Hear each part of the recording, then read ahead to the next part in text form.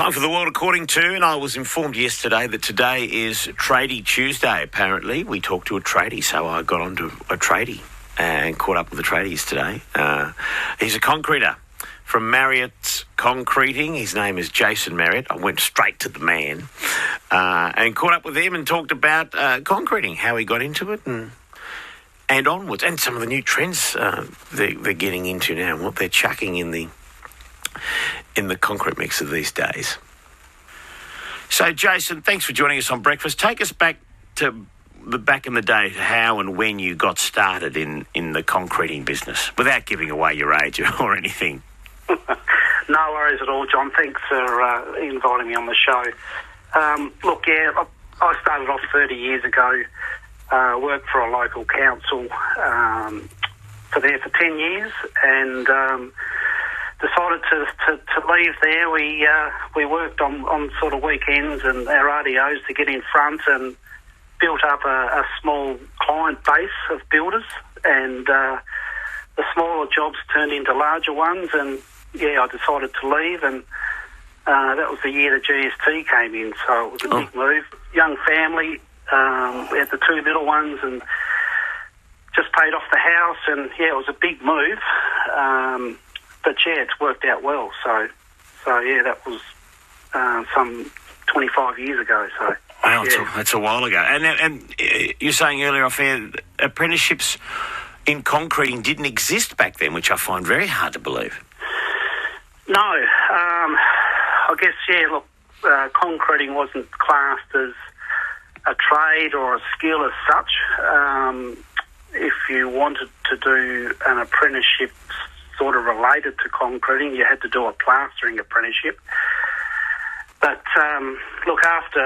after about 4 years working on my own, I decided to look into it, and I had a couple of friends working at Tas and sort of in consultation with them, and they took it to their superiors, and not sure how we got it over the line in the end, but they came up with an apprenticeship, a Certificate 3 in concreting, and that's where the apprenticeships for concreting first started in Tasmania. So it's been really good. The only downfall with it as such is you don't have to be licensed to be a concrete finisher in Tasmania. Really? So, anyone can go off and be a concreter, and that's the thing that's letting down the industry. I guess there's a lot of guys out there doing it as such, but they're not doing the industry justice in their workmanship or pricing and such. So that's a bit of a downside to the concrete finishing industry. Well, how has it changed then? I mean, obviously, since you started, like I said, now you've got involved in apprenticeships, and apprenticeships are happening now. They exist. But what else has changed in the industry over the years? I imagine equipment would have taken a big change. Yeah, back sort of 25 years ago, we would be chasing the builders for the work, trying to find out when they would be ready, and sort of basically chasing the builders. But the last 20 years, I think it's really changed. The boom in the building industry, over that time has just exploded. So now it's the reverse. The builders are now chasing most trades to try and get the work done, and it's just doesn't stop. So it's just crazy out there, and it's been like it for, like I said, 15, 20 years. So has COVID-19 impacted you at all, or is work still happening? No, work's still happening. I'm not sure of the figures. I think the construction industry provides something like 10% to the nation's economy. So it's a big chunk to take out to shut the industry down at the moment. But obviously, if things get worse, then they're going to have to do that, shut it down.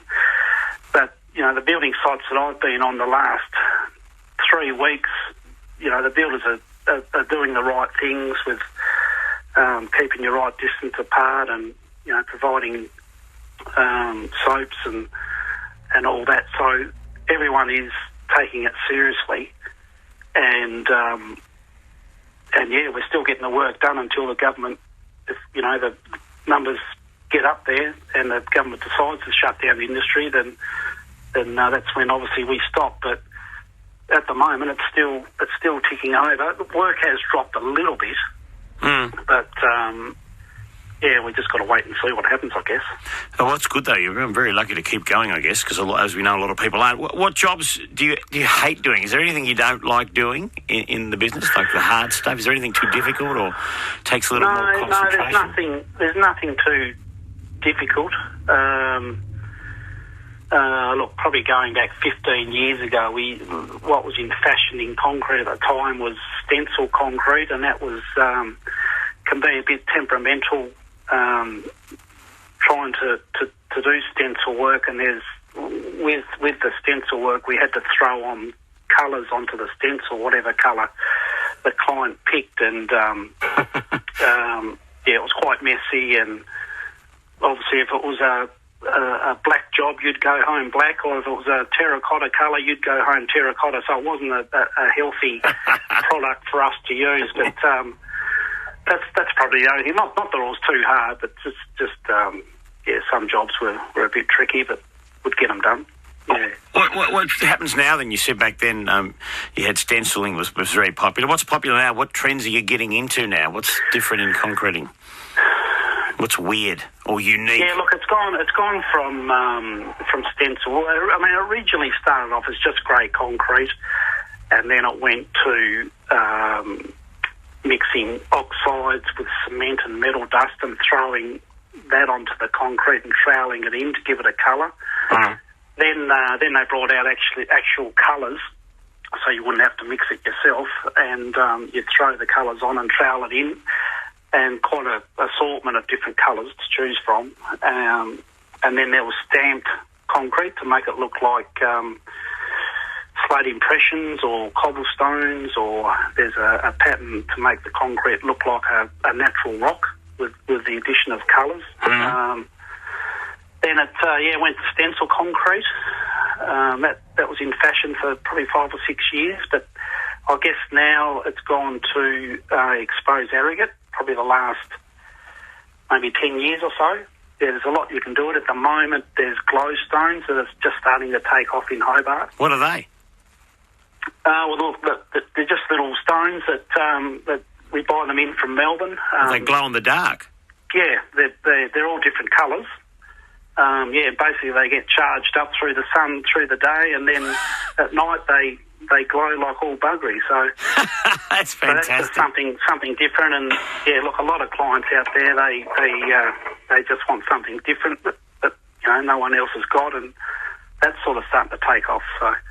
If you just join us here on ABC Breakfast, I'm talking to Jason Marriott, who's a concreter. Jason, when I researched you on the social media, I saw you riding what looked like a little hovercraft over, I guess, recently poured concrete. What was all that about?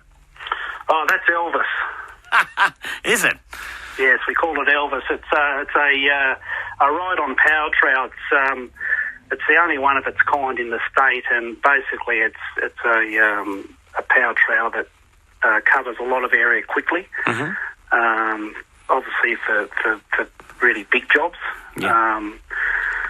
But it takes a lot of the walking that we use with a smaller type power trow, takes that out of it, and it just basically does a lot of work in a short time. So it's just a piece of equipment that's been developed the last sort of 20 years, I guess, and it's been a godsend to my business. Thanks a lot, mate, and all the best with your future work. No worries. Thanks, John. See you, mate. Jason Marriott there from a concreter from Marriott's Concreting. Makes sense, you call it concreting business after your own name. I managed to cut that short. I could have gone on forever. Fascinating stuff, especially